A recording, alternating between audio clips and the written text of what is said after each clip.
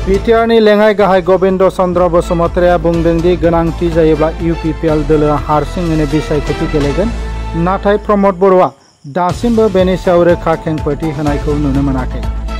बिटिआरनि गाहाय प्रमद बर'आ जुलाइनि जोबनायाव बिटिआरआव गोरोबथानि सायाव एनडिएजों सावरायनायाव जिरायगोन।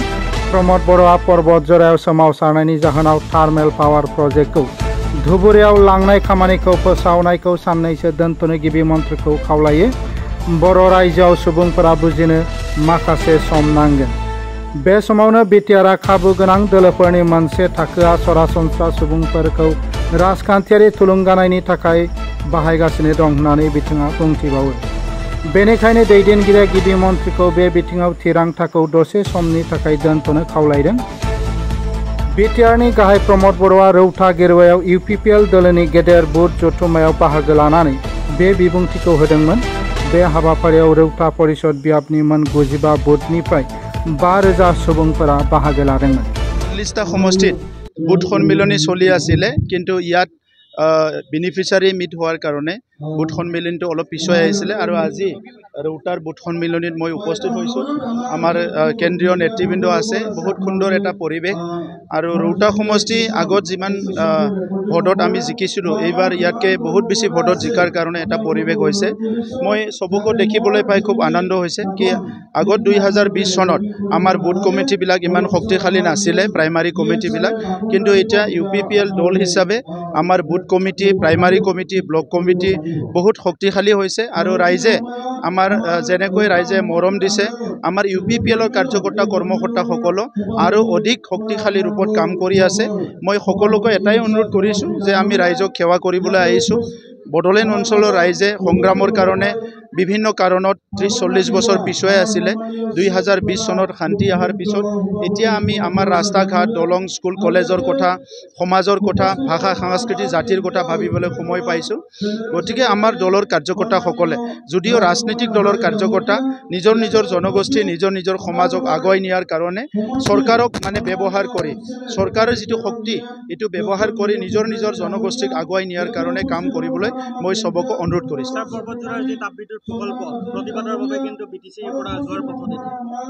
এতিয়া চাওক, আমাৰ মানুহবিলাকে বহুত কথা বুজি নাপায় আৰু কেতিয়াবা বুজি পাবলৈ টাইম লয়, তো সেইখিনি সময়লৈকে বহুত কিবা কিবি হৈ যায়। মই তথাপিতো আশা কৰি আছোঁ মুখ্যমন্ত্ৰী ডাঙৰীয়াই যি এটা প্ৰস্তাৱ ৰাখিছে, নিশ্চয় অলপ সময়ৰ কাৰণে আৰু অলপ অপেক্ষা কৰিব। কাৰণ অসমত তেনেকুৱা প্ৰকল্প চবে বিচাৰি থাকে, কিন্তু এডভান্টেজ আছাম 2ত যি সুবিধা আহিল, এই সুবিধাৰ ভিতৰত এটা প্ৰজেক্ট, এটা প্ৰকল্প মুখ্যমন্ত্ৰী ডাঙৰীয়াই সম উন্নয়নটো হওক বুলি বিটিআৰ অঞ্চলত দিছিলে। আৰু আমি জন্মৰ পিছত আমি প্ৰথম তেনেকুৱা 18-20 হাজাৰ কোটি টকাৰ বিনিয়োগ বা এটা ইণ্ডাষ্ট্ৰী আমি প্ৰথম দেখিবলৈ পাইছোঁ।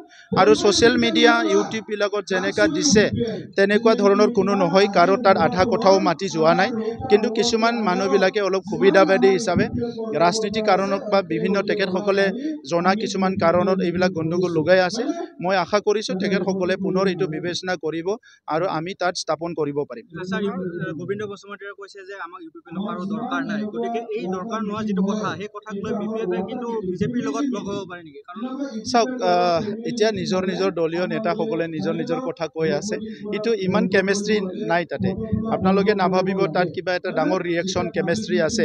দল কৰিলেতো কিবা কিবা কথা ক'বই, তো সেইকাৰণে চবে কৈ আছে। কিন্তু আমি জুলাই মাহৰ পিছফালেদি আমি আলোচনা কৰিম, আমি এনডিএটো আলোচনা কৰিম, বেলেগ দলৰ লগতো আলোচনা কৰিম, চবৰ লগতো আলোচনা কৰি মূল কথাটো হৈছে বিটিআৰ ইলেকশ্যনটো শান্তি। যেতিয়া বিটিচিত আমাৰ চৰকাৰ আহিল, তাৰপিছত চব ইলেকশ্যনে শান্তি হৈছে, এতিয়াও শান্তি হ'ব লাগে।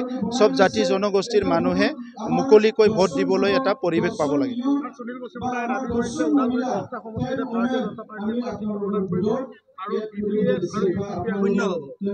চাওক, দাবী কৰাটোতো কোনো ডাঙৰ কথা নহয়। এজন নিৰ্দলীয় প্ৰাৰ্থীয়ে কেণ্ডিডেট হ'লেও সি দাবী কৰে, গতিকে আজি তেখেতেতো বহুত ডাঙৰ দলৰ নেতা হয়, চ' কিবা তেনেকৈ জানিব পাৰে তেখেতে। কিন্তু আমাৰ দলৰ মানুহবিলাকো ইয়াত কাম কৰি আছে, তো সেইকাৰণে আমাৰ ৰাইজৰ ওপৰত বিশ্বাস আছে।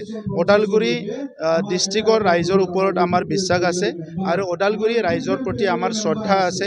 দীঘলীয়া সংগ্ৰামত ওদালগুৰি ৰাইজে সমভাগী হৈ আহিছে, গতিকে কোনোবা এজনে 10টাৰ 10টা পাম, যিমান পাম বুলি ক'লেও আমাৰ ৰাইজৰ ওপৰত আমাৰ বিশ্বাস আছে, ৰাইজৰ ওপৰত আমাৰ আস্থা আছে আৰু ৰাইজৰো আমাৰ ওপৰত বিশ্বাস আছে, মৰম আছে। সেইকাৰণে ৰিজাল্টটো এতিয়া ক'ব পৰা নাযায়। এইটো যেতিয়া আমাৰ EVM মেচিনটো খুলিব তেতিয়াহে ৰিজাল্টটো ওলাব। স্যাৰ BPFৰ ৰাজনৈতিক প্ৰৰোচনাৰ বাবে পৰ্বতজোৰাৰ পৰা এটা ডাঙৰ স্কিম গুচি গ'ল বুলি ক'ব পাৰি।